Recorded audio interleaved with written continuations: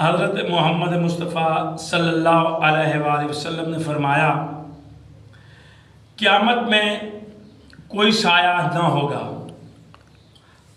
5 किस्म के ऐसे शख्स होंगे जो अर्श के साए में रहेंगे, जिन पर अर्श अपना साया करेगा, यानी कि वो अर्श की साए में अपनी जगह बनाएंगे।